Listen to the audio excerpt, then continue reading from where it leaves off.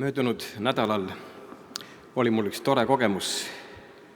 Nimelt ma võtsin kätte kirjutada ühele oma klassiõele, kes elab väljaspool Eestit, ja küsisin, kuidas elab tema ja kas ja kuidas elavad tema vanemad. Ja siis ta vastas mulle ja ütles, et tema vanemad jälgivad oleviste teenistusi. Mul oli ütlemata hea meel seda kuulda. Et on inimesi, kes jälgivad meie teenistusi, ka neid, kes ei ole koguduse liikmed.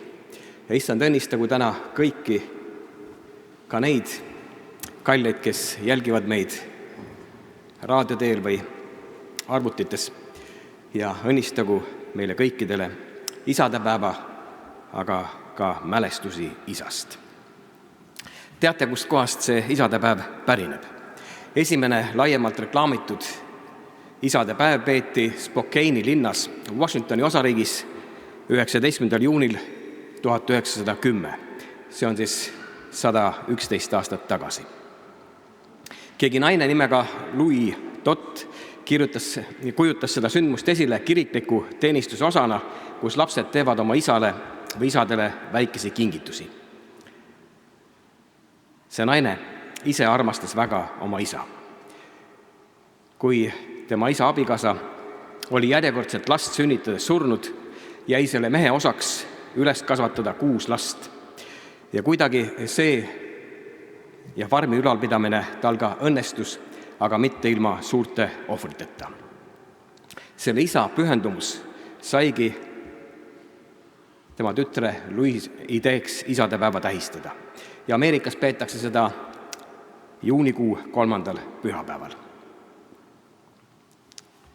Idee ei olnud algul kuigi varmas levima, ehkki et seda toetas ka osariigi kuberner, aga alles 1916. aastal president Woodrow Wilson kiitis selle isadepäeva heaks rahvuslikult. Nii palju siis isadepäeva ajaloost. Üks noor usklik mees kirjutas 9 aastat tagasi nõnda: ma olen 90% isa juba. Viimane jupike veel. Kuidas nõnda võime küsida? Sest veel oli jäänud 6 aega. Tema naine aga tegi noorele tulevasele isale juba väikese, aga uhke kingituse. Aga ikkagi, milline huvitav väljend, 90% isa. Keegi ei ütle ju nõnda, et ta on 90% lapseootel. Ta on siis seda või ta pole seda mitte. Aga ometi need protsendid võivad määratleda küll meie isaks või siis lapseks olemist, just seeläbi, kuidas me endid sellises seisuses määratlema. Aga küll on hea, et taevane isa on meile isaks just nimelt 100%. Mis te arvate, millal on esimest korda nimetatud piiblis isa? See on 1. Moosese raamatu 2. peatükis 24. salmis. Seepärast jätab mees maha oma isa ja ema ning hoiab oma naise poole ja nemad on üks liha.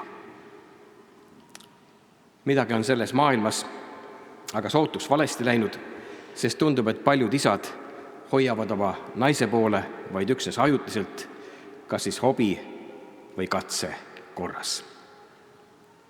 Üks naine kirjutas kord nõnda: isadepäev meie pere ja minu jaoks on üks kummaline tähtpäev.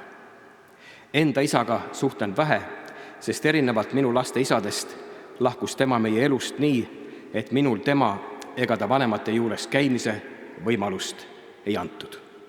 Seega piirdub meie suhtlus sõnumite saatmisega. Mis minu enda lastesse puutub, siis on kokkuvõttes ikkagi veidi kurb see, et lapsed veedavad aega täiesti eraldi perekondadega, ilma minuta. Minaga, olles 2 lapse ema, ärkan ometigi isadepäeval täiesti üksi. Mu laste elust ei ole küll nende isad kadunud, kuid minu elus neid siiski ei ole. Tunnistan ausalt, et tunnen sellest puudust. Ärgata hommikul koos lastega ja teha oma mehele üllatuseks kooki või kaarte. tänada teda selle eest, et ta on mu lastele hea isa. Et ta toob nende ja minu ellu rõõmu ja tuge. Tunnen kurbust sel päeval. Just seetõttu, et mu elus ei ole isa, keda mina emana tänada saaksin. Tsitaadi lõpp. Armsad, palvetagem täna nende perede eest, kelles puudub isa. Olen kuulnud neist, kes on öelnud, et usule tulles on neil olnud raske harjuda väljendusega, mis nimetab Jumalat meie taevaseks isaks. Ja põhjuseks on olnud just see, et nende isad on olnud kõike muud kui üks sümbol armastusest, toest ja kaitsest. Ometi ei tee inimeste kogemus oma isast selles maailmas kahju peamiselt mitte kellelegi muule, kui vaid neile endile, kel oma isast halvad mälestused on. Ja kui seostada mälestust oma isast Jumala tunnetuse ja Jumala mõistmisega, siis ometi ei muutu Jumal selle läbi küll mitte põrmugi halvemaks. Meie arusaamad, uskumused ja vaatenurgad mõjutavad siiski vaid meid endid, mitte aga Jumalat. Selles maailmas on palju isadeta lapsi ja lasteta isasid. Ometi tahab Jumal olla igale inimesele selliseks isaks, kes ei hülga, kes ei lähe ära, kes ei jäta maha, kes hoolib ja kes armastab igavesti. Teisalt on vastu oma tahtmist lahkumist oma pere keskelt esinenud ka meie rahva ajaloos liigagi palju. Nende mälestuseks tahan jagada, mida Mart Laar kirjutab oma 1991. aastal välja antud raamatus 14. juuni 1941. Kevadeks 1942 aastal oli nii 3500 vangilaagrisse sattunud mehest elus paarsada. Ja selles raamatus on 10-aastase poisi Rein Vare päevik, mille mitmes kohas on lugeda päeva viimase sissekandena, kus on isa, kus on meie isa. 8. mail 1942 ta kirjutab, kus on meie armas isa. Aga siis, järgmisel päeval on sissekanne. Postile on akna taga. Maimule kiri. Kiri on natsalniku käest. Maimu avas kirja sees. Siin rajoonis asub Juhan Jüri poeg Vare. Ma ei või ette kujutada, kui rõõmus ma olin. Ma tean, et isa elab. Nutsime rõõmust. Kõige ilusam, kõige parem päev maailmas. Süda on kohe nii kerge, kui tead, isa elab. Veel samal päeval on taas uus sissekanne. Peale lõunasööki suurim rõõm saime isa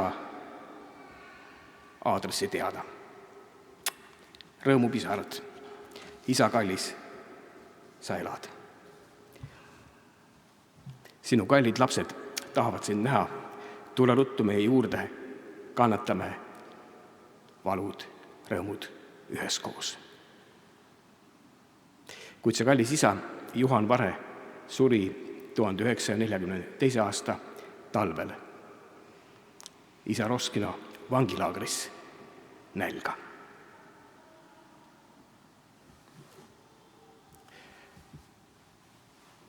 Ühes filmis kohtasin ma sellist mõttetera.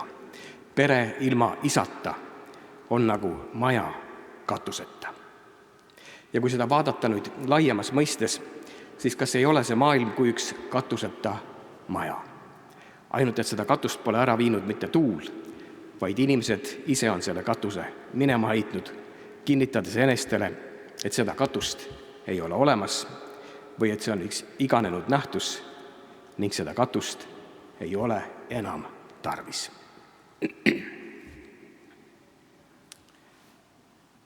Matteuse evangeeliumi 21. peatükis Salmides 28-31 on tähendamissõna isast ja 2 pojast.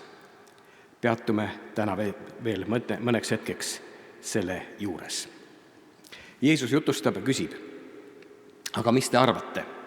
Ühel inimesel oli 2 poega ja ta läks esimese juurde ning ütles, poeg, mine täna tööle mu viinamäele. Aga tema kostis ning ütles, küll ma lähen, isand. Ja ta ei läinud mitte.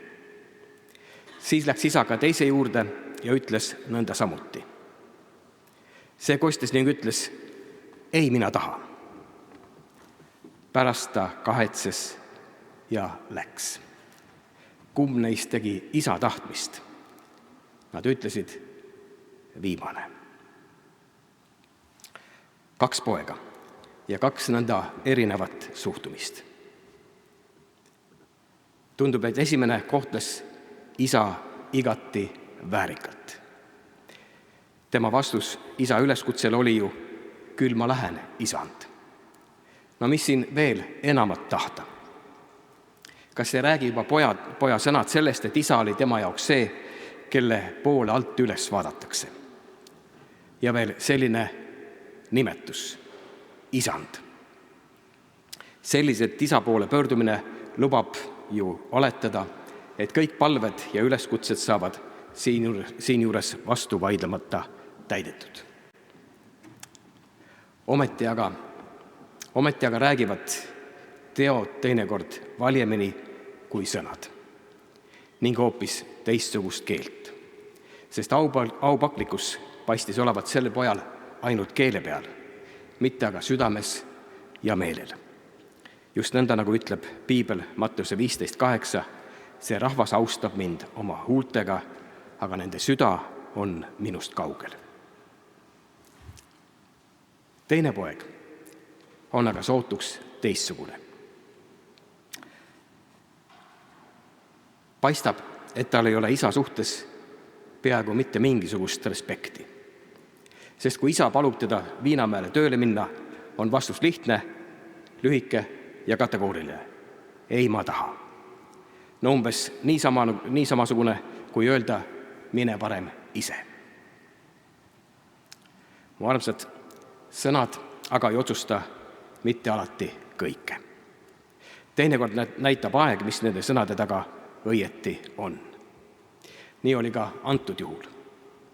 Ühel oli sõna isand huulil, kuid mitte südames, ja lubadus jäigi lubaduseks. Teine tundus küll rämeda ja ebavisakana, kuid tema juures on aukohal ühed teised, kuid samas väga olulised sõnad. Pärast ta kahetses ja läks. Jeesus küsib siin, kumb neist tegi isa tahtmist. Kumb on siis parem? Kas olla viisakas ja hoolimatu või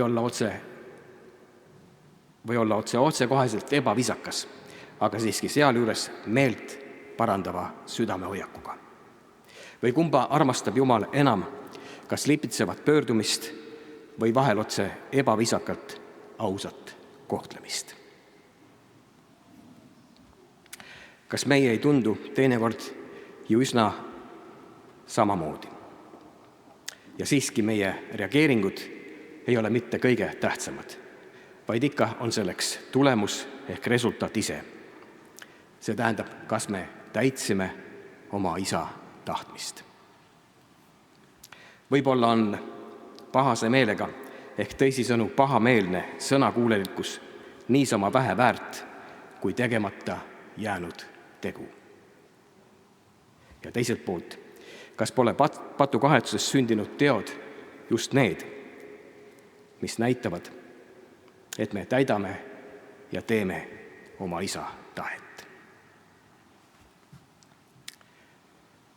Muide, ma avastasin selle kirjakohaga seoses ka üpris huvitava seiga. Tuletame kõigepealt meelde viimase salmi, kus Jeesus küsib, kumb neist tegi oma isa tahtmist. Nad ütlesid viimane. Aga nüüd, kui lugeda meie uut see tähendab 1997. aasta piiblitõlget, siis vastuseks küsimusele, kumb tegi isa tahet, ütleb uus tõlge, et esimene. Te võite küsida, kuidas nõnda. Kas tegemist on uue õpetusega? Ei, mitte. Aga nagu ütleb meie vanempastor mõne asja peale, mõlemal on õigus. Sest kuulakem siinjuures seda uut 97. aasta tõlget, mis ütleb, aga mis teie arvate, inimesel oli 2 poega ja ta astus esimese juurde ja ütles, poeg, mine täna tööle Viinamäele. Kuid too kostis ei taha, ent hiljem ta kahetses ja läks. Siis astus isa teise juurde, öeldes seda sama, ent too vastas, küll ma lähen, isand, kuid ei läinud. Kumb neist tegi isa tahtmist? Nad ütlesid esimene. Kas me panime tähele? Kui võtta ühiseks aluseks vaid 31. salm, siis viib see meid parasjagu segadusse. Kui aga lugeda kogu teksti tervikuna, siis me näeme, et nii uues kui vanas tõlkes on kõik õige ja paigas. Ainuke vahe on, et poegade järjestus on mõlemas tõlkes erinev. Vanas tõlkes on kahetseja poeg teises, uues tõlkes aga esimeseks pandud. Just nõnda nagu ingliskeelses NIV piiblis. See tähendab, mitte üksik salm ega üksik reageering ei ole lõppude lõpuks oluline ja määrava tähtsusega, vaid tulemus, lõppresultaat. Siinkohal just see, et üks poegadest läks ikkagi välja tegema oma isa tahtmist. Ja seda peame ka meie silmas pidama. Jah, me võime teinekord kahelda. Jah, me võime teinekord isegi pahanduda. Kuid tähtis on just asjaolu, et kas me siis ka meelt parandame. Sest meeleparanduses tehtud tegu on isa tahtmise täitmine. Ma mäletan oma armast isa mitte ainult kui pastorit, vaid ka kui trammijuhti.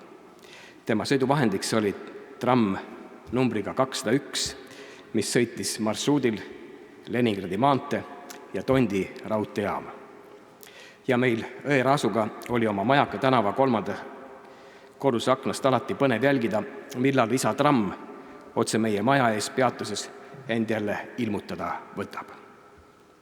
Aga teate, ma usun, et sama põnevusega, nagu meie ootasime isa trammi ilmumist, kiikas tema alati ka meie korteri akende poole, et kas lapsukesed ikka teda akna peal ootavad. Ja üsna mõnigi kord saatis akendel silmatut trammi rahulolev kellahelin. Jah, trammi rooli tagant kutsuti isa Nõmme baptisti koguduse pastoriks. See ei näinud mulle algul kaugeltki nii põnev, sest enam ei saanud ma oma isaga trammikabiinis kaasa sõita, enam ei olnud mul võimalus trammide lõpppeatuses seda sõidurista oma isa käte vahel olles veidikene ka ise juhtida ja enam ei saanud ma ka läbi mikrofoni trammi peatuseid teadvustada. Kusjuures isa usaldus sai vahel sealjuures ka üpris tõsiselt proovile pandud. Sest mäletan, et vähemalt ühel korral kõlas reisijatele läbi mikrofoni lapsehääne teavitus, mis ütles, järgmine peatus, tramm läheb Upelkuuti.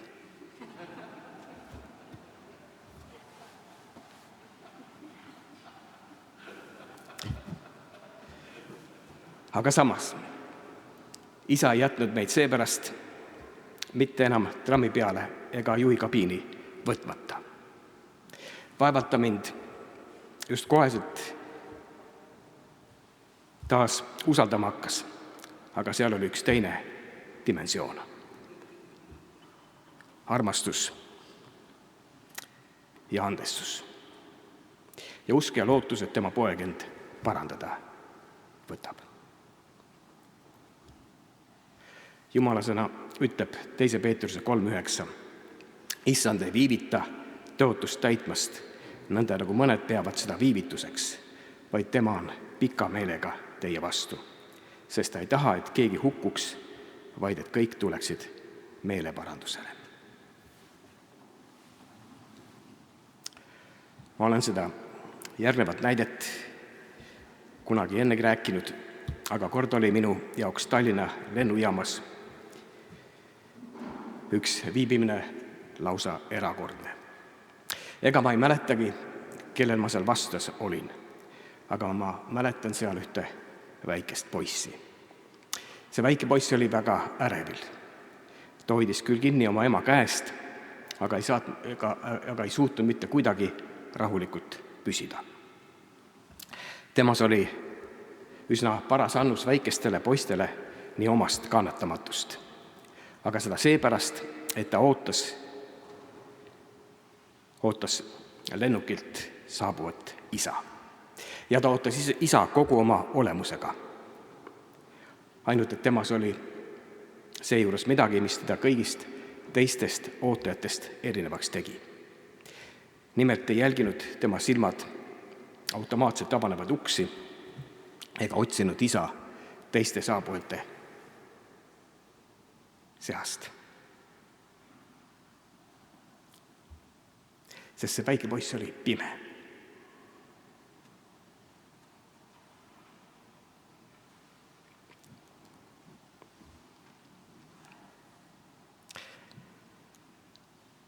Kuid ometi isa ootus paistis nii väga selgelt välja tema olemusest. Tema ärevus, jah, ka otse läbematus rääkis mulle tema pimedusest hoopis suuremat jutlust.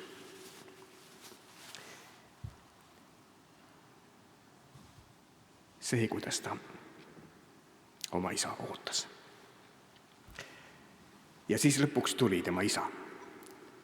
Oleksite te näinud selle väikse poisi rõõmu.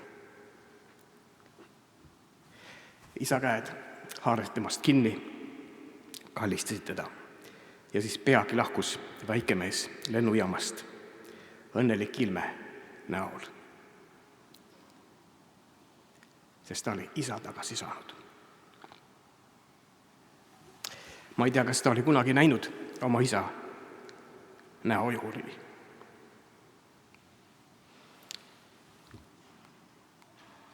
Kuid ma olen kindel, et see tagasi saadud isa käehaare oma peos varjutas tol hetkel selle väikese poisi pimeduse valu.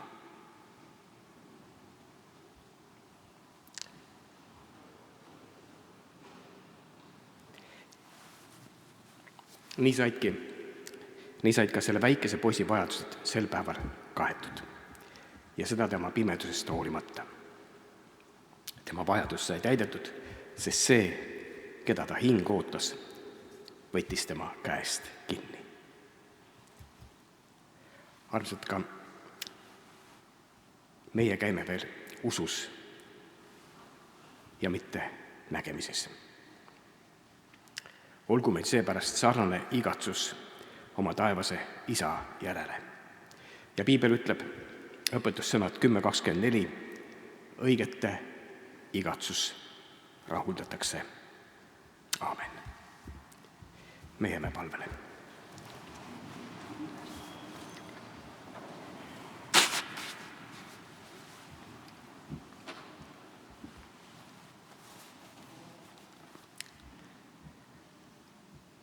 Issand, me täname sind, et sina oled meie isa.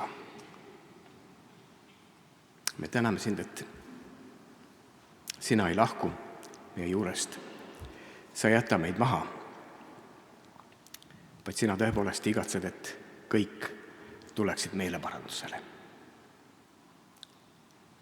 Ja issand, tänasel päeval, kui me täname sind oma isade eest, siis me palume, et sa aitaksid meil, kes me oleme isad, olla sellised, nagu oled sina, pühendunud oma lastele. Issand, näita meile selles maailmas, kuidas õieti teenida, õieti armastada õieti juhatada ja õieti järgida.